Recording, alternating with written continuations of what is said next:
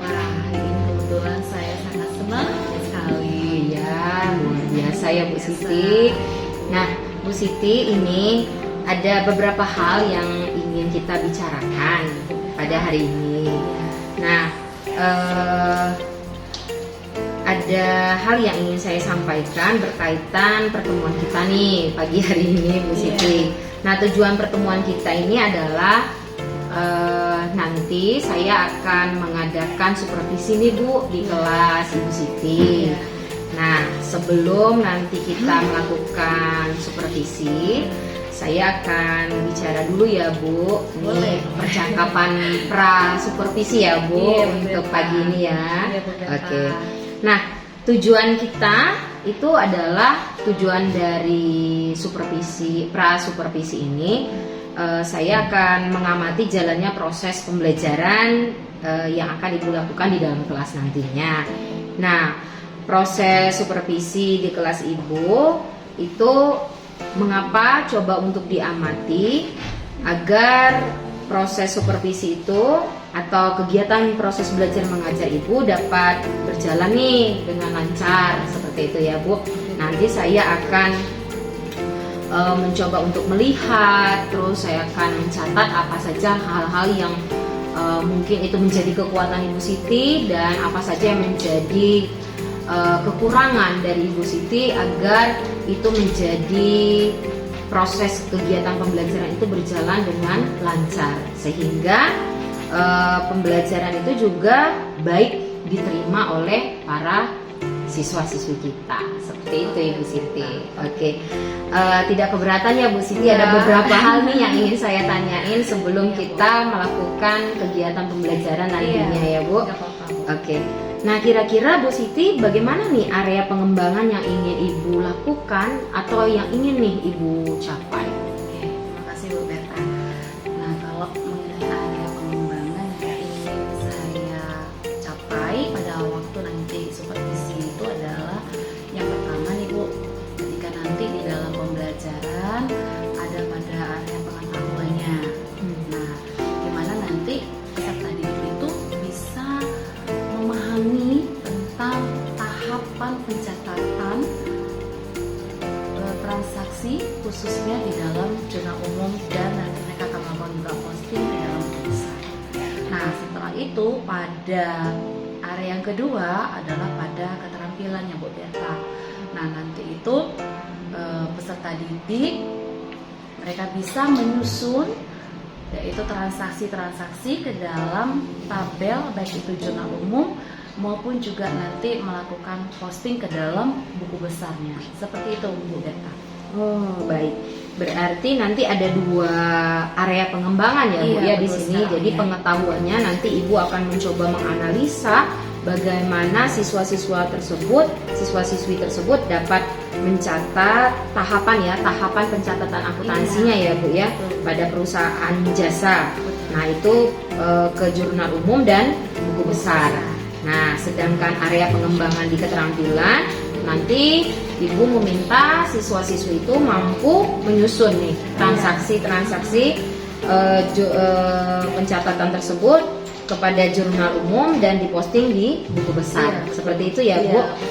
Oke. Nah, selanjutnya Bu Siti, apa nih rancangan pembelajaran yang ingin diterapkan di dalam kelas seperti strategi pembelajarannya, modelnya, dan metode pembelajaran yang Ibu akan lakukan? Jadi begini Bu Berta, rencananya nanti rancangan pembelajaran yang akan dilakukan di dalam kelas saya itu adalah pembelajaran berdiferensiasi Bu Berta. Nanti anak-anak itu sesuai dengan kesiapan mereka di dalam belajar, saya akan membuat mereka di dalam beberapa kelompok belajar.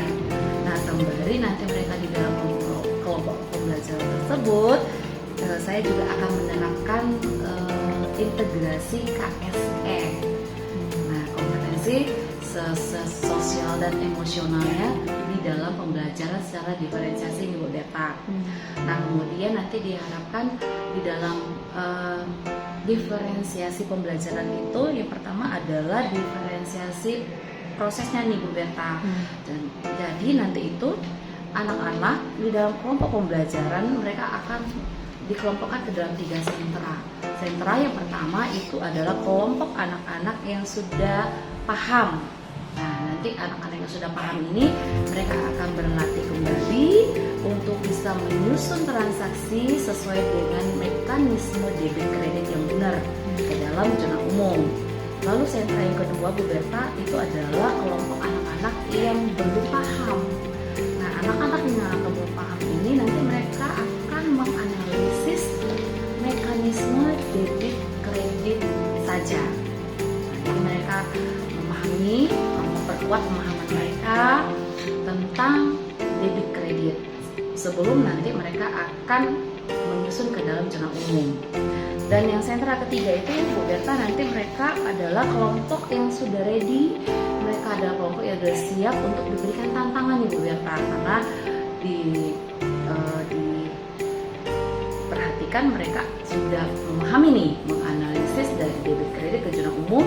Selanjutnya nanti mereka akan bisa menyusun dengan lebih baik dan melakukan posting dari zona umum ke buku besar. Kira-kira seperti itu, Bu Berta. Oh, oke. Kalau model pembelajarannya sendiri, saya akan menerapkan pembelajaran yang berbasis masalah, Bu Berta, PBL ataupun problem based learning. Lalu metodenya yang dilakukan di dalam kelas itu adalah diskusi kelompok yang pasti, lalu nanti ada juga tanya jawab, kemudian nanti yang terakhir ada penugasan, Bu Berta. Oke, baik itu ya Bu, strategi, terus model dan metode pembelajaran yang akan Ibu lakukan nanti di kelas. Iya, Nah, berkaitan dengan ini, bagaimana Bu, media apa nih yang akan Ibu gunakan seperti itu? Jadi kalau media pembelajaran yang akan saya gunakan di dalam kelas nanti, yang pertama saya sudah mempersiapkan beberapa lembaran transaksi keuangan perusahaan jasa. Kemudian nanti juga ada LKPD-nya, Bu Berta. Lalu saya juga sembari mempersiapkan slide-slide di dalam PowerPoint dan juga yang pasti laptop yang biasa saya gunakan untuk pembelajaran di dalam kelas. Itu mengenai medianya, Bu Berta. Oke, berarti Ibu akan menggunakan komputer, laptop, ya, terus LCD, ada Ya, juga PowerPoint, materi yang akan Ibu bagikan. Terus ada lembar transaksi ya Bu, ya, Iya. transaksi untuk menjembatani para siswa-siswi tersebut di dalam proses kegiatan pembelajaran nanti. Dan yang terakhir ada LKPD yang Ibu akan Iya, bagikan. betul Baik. sekali, Bu Berta. Oke, nah berkaitan dengan ini Bu, kegiatannya pelaksanaan pembelajaran yang akan Ibu lakukan itu kapan dan di kelas berapa, terus pada jam keberapa nih Bu? Ya, jadi Bu Berta, rencana saya akan dilakukan pada minggu depan, Bu Berta, hari Rabu nih, Bu Berta. Hari Rabu tanggal 6 Desember di kelas 11 ya, Bu ya. Oke, kelas 11 jam ketiga dan jam keempat. Oke, baik Bu. Jadi akan Ibu lakukan hari Rabu 6 Desember 2023 itu di kelas 11.1 pada jam ketiga dan keempat ya Bu, ya. Betul sekali, Bu. Oke, baik.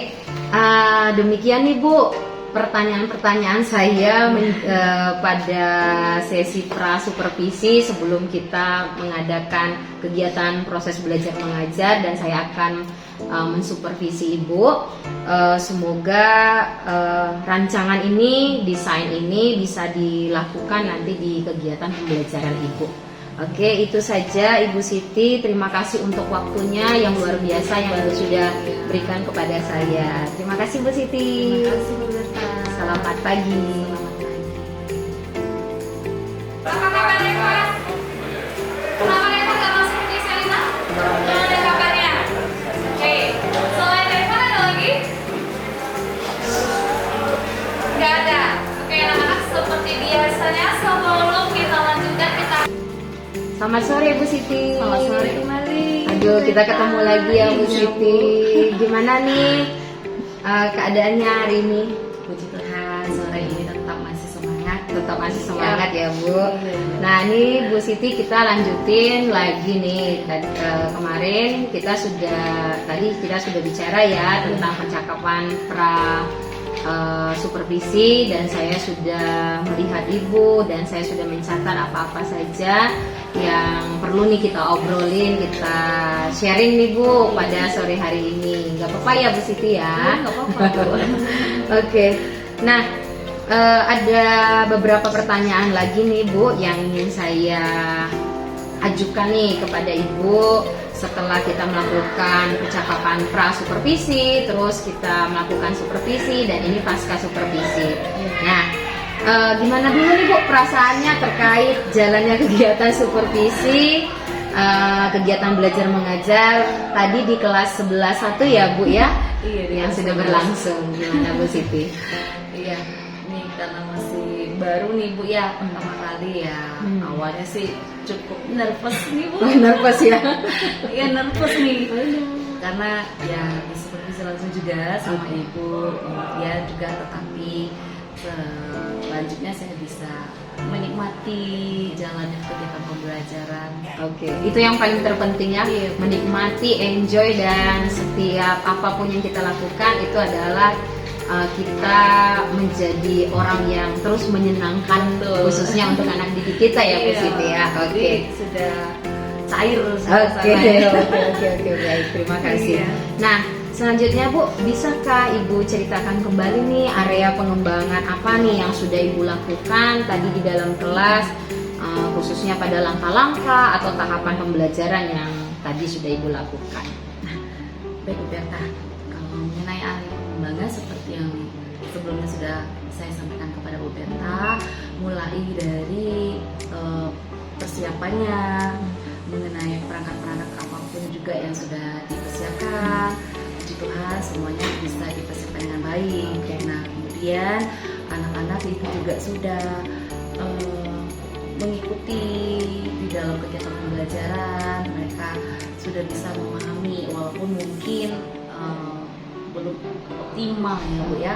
Anak-anak bisa memahami walaupun dalam proses memahami tentang bagaimana tahap pencatatan akuntansi khususnya di perusahaan jasa.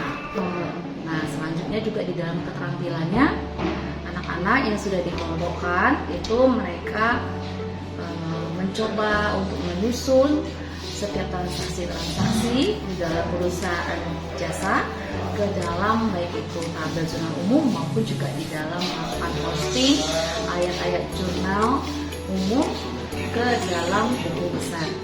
Iya, benar.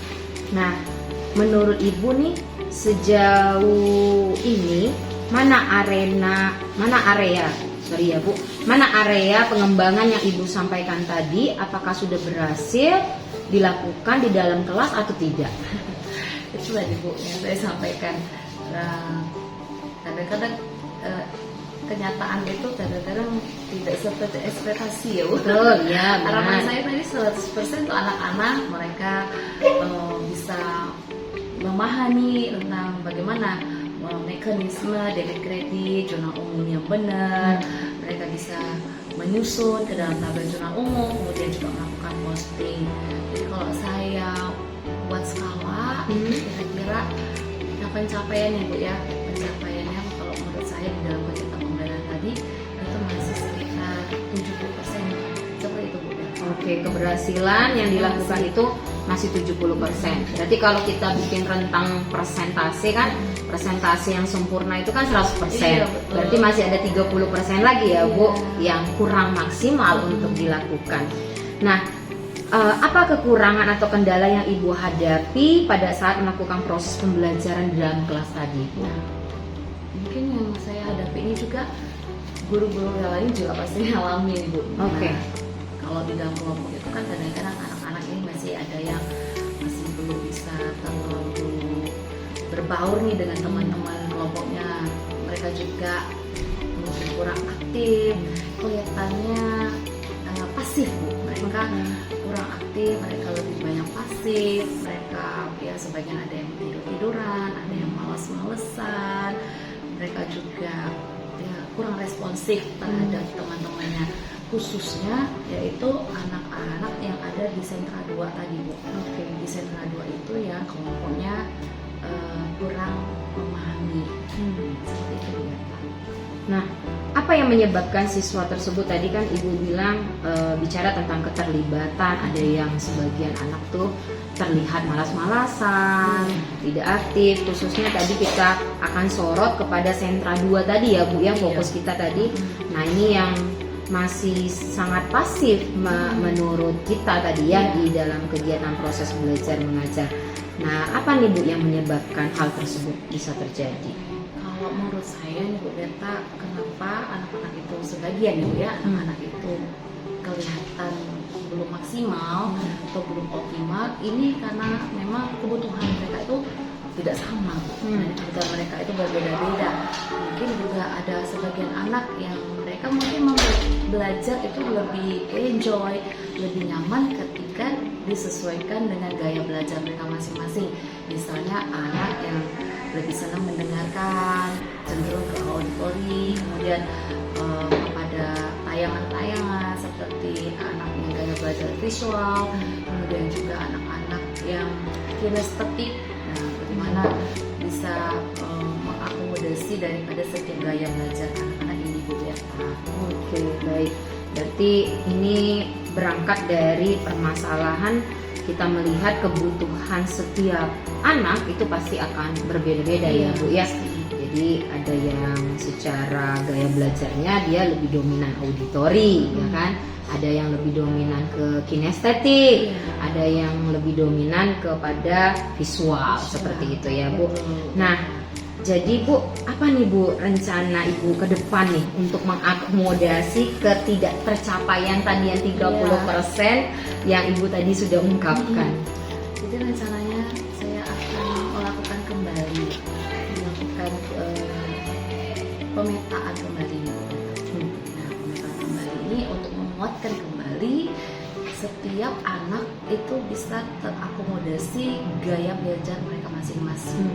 Mana anak-anak atau siapa-siapa saja anak-anak yang cenderung gaya belajarnya visual, gaya belajarnya itu ada auditory, kemudian juga gaya belajarnya yang kinestetik. Kira-kira seperti itu Bu Berta. Nanti akan saya coba lakukan. Oke, kapan rencana tersebut akan dilaksanakan Bu? Nah, karena sekarang kita sudah di akhir semester ganjil, sebetulnya akan lebih efektif ketika nanti di awal pembelajaran yang baru nih Bu Berta, di semester genap, di semester kedua nih Bu Berta. Itu rencana saya.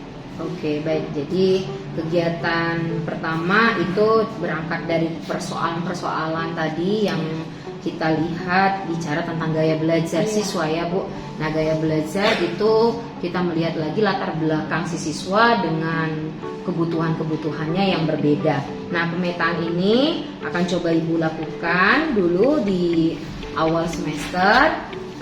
Karena ini sudah akhir semester ya Bu, jadi nanti pemetaan itu akan Ibu lakukan di awal tahun semester yang baru, yaitu semester 2 ya Bu ya. Oke, baik Bu Siti, itu yang dapat saya lakukan tadi. Saya sangat berterima kasih ya Bu, saya sudah boleh untuk hadir bersama-sama Ibu di dalam proses kegiatan belajar mengajar Ibu hari ini. Semoga ini kegiatan supervisi ini menjadi berkat untuk kita sebagai seorang pendidik agar terus berjuang memberikan yang terbaik untuk para murid-murid kita. Terima kasih Bu Siti untuk hari ini. Terima kasih sekali lagi. Selamat sore Ibu Siti. Selamat sore Bu Berta.